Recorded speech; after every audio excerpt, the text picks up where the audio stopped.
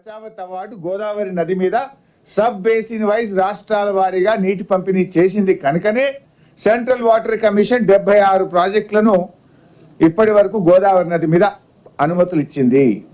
అంటే ఇక్కడ ఏమర్థమవుతుంది మనకు, రేవంత్ రెడ్డి అండ చూసుకొని ఆంధ్రప్రదేశ్ రెచ్చిపోతుంది. అసలు అంత ధైర్యం ఎక్కడిది? అసలు ఆంధ్రప్రదేశ్ ఎట్లా మాట్లాడుతుంది గోదావరిలో నీటి కేటాయింపులు లేవని? అంటే ఇక్కడ మాకు మా ఏజెంట్, ఆంధ్రప్రదేశ్ ఏజెంట్ రేవంత్ రెడ్డి ఉన్నాడు, ఏం మాట్లాడినా చెల్లుతుందని చెప్పి అలా ఆంధ్రప్రదేశ్ రెచ్చిపోతా ఉంది. అంటే ఇలా ట్రిబ్యునల్ను ధిక్కరించడం అంటే రాజ్యాంగాన్ని ధిక్కరించడమే, తెలంగాణ నీటి హక్కులను కాలరాయడమే. ఈ చేతగాని ముఖ్యమంత్రి చర్యల వల్ల ఇవాళ రాష్ట్రానికి నష్టం జరుగుతూ ఉంది. ఇది నేను చెప్తున్నది లైవ్ ఎగ్జాంపుల్. ఇది అసలు గోదావరిలో మన నీటి హక్కులను కాలరాసే విధంగా మినిట్స్ వస్తే ఎందుకు ఈ ముఖ్యమంత్రి మౌనంగా ఉన్నాడు? అయితే నిజంగా నీటి హక్కులు ఉన్నాయా లేవా, నేను ఇంకా 2 మంచి పాయింట్స్ చూపిస్తాను మీకు.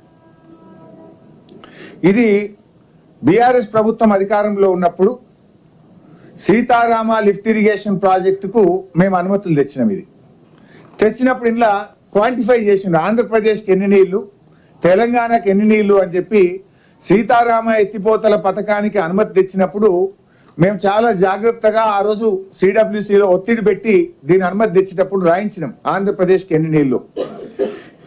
Page 43 paragraph 2, further utilizations from the schemes downstream of Sitarama lift irrigation scheme to the extent of 531 TMC to the state of Andhra Pradesh has been considered by Hydrology Central Water Commission. అంటే సీతారామకు అనుమతి, సీతారామ ఎక్కడ ఉంటుంది? భద్రాచలం దగ్గర. ఇక దాని కింద ఆంధ్రప్రదేశే. సీతారామ తర్వాత ఇక తెలంగాణ ఉండదు, దాని కింద ఆంధ్రప్రదేశే. సీతారామ ప్రాజెక్టుకు అనుమతి ఇచ్చేటప్పుడు డౌన్ స్ట్రీమ్ ఆఫ్ సీతారామ అంటే సీతారామ కింద ఆంధ్రప్రదేశ్కు చెందాల్సిన 531 టీఎంసీలను దృష్టిలో పెట్టుకొని మేము సీతారామకు అనుమతిస్తున్నాము. అంటే ఏం తెలిసిండ్రు? ఆంధ్రప్రదేశ్కు 531 అని central water commission తేల్చిందా?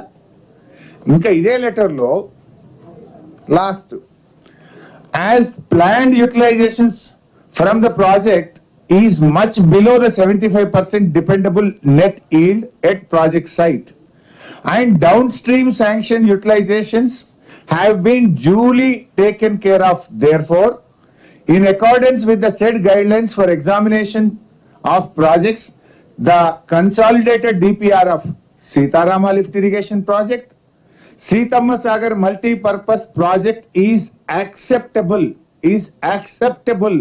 from interstate angle for total utilization of 67 TMC. అంటే ఇది ఇంత స్పష్టంగా వాళ్ళు ఏం చెప్పిండ్రు?